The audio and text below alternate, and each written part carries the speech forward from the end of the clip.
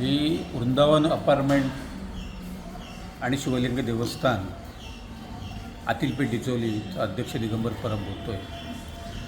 आज इथं एक घटना घडली रात्री. म्हणजे आमची जी देवळाची शिवलिंग देवस्थानाची फंडपेटी होती ती अज्ञात चोरट्यांनी कुठेतरी फोडली आणि त्याच्यातले जे पैसे होते ते लंपास केले.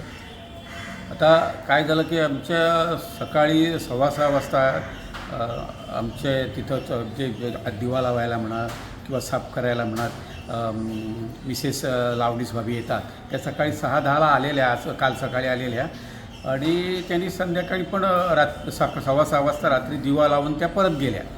पण ही घटना साधारण किती वाजता घडली त्याचा अंदाज म्हणजे इथं बघितलं तसं तर आमच्या जे रहिवासी आहेत त्यांची वर्दळ असते.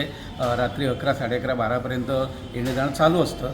त्यानंतर ही घटना घडली असेल. सकाळी ती परत दिवा लावायला लावणीस बाबी 6, 6:15ला आली.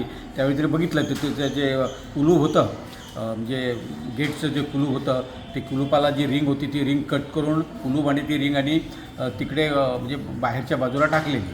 तिने बघितलं तर दरवाजा उघडा होता आणि लॉक तिकीटला ती आली आज आणि तिने दरवाजा आज गर्भकुडीत गेल्याबरोबर तिने बघितलं की फंडपेटीकडे ती गेली.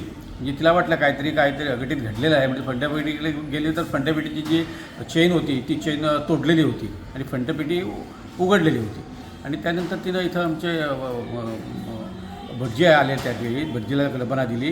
भटजीने बघ आमचे ते मालवणकर काका इथं राहतात त्यांना सांगितलं आणि त्यांनी मला फोन केला. अशीची घटना घडली आणि मी खाली आलो. त्यांना घेऊन मग चावी घेतली आणि आत गेलो तर सगळी परिस्थिती तशीच होती. जे हे आमची फंडपेटी होती ती फुटलेली होती आणि आज फक्त थोडी जे कॉईन्स होते ते फक्त थोडे होते, बाकी काहीच नाही. मग मी ताबडतोब पोलीस स्टेशनला फोन केला.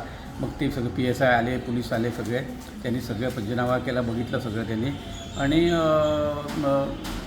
बाजूबाजूचे म्हणजे जे डेंटल क्लिनिक आहे तिथं CCTV आहे आणि सुपर मार्केट त्यांचा पण CCTV आहे. त्यांनी त्याचे सगळे चेक केलं. काय तेवढं आता मी जाऊन मग पोलीस स्टेशनवर सगळे रितसर तक्रार केली, कंप्लेंट केली आहे. त्यांची चौकशी चालू आहे. म्हणजे अशी घटना घडणारी पहिलीच एक 5-6 वर्षापूर्वी अशीच घटना झाली होती. त्यावेळी इथं कुलूप नव्हतं, लॉक नव्हतं गेटला. कोणीतरी आत गेला, ते पंचपात्र होतं म्हणून लामण देवा ते चोरून गेलेले. पण त्यानंतर आम्ही लॉक घातलं. पण त्यानंतर 5-6 वर्ष अशी घटना घडलेली नव्हती. 6 वर्षांनी पहिल्यांदाच ही घटना घडलेली आहे. आता पोलीस चौकशी सगळे मी रितसर तक्रार वगैरे आम्ही केली आहे.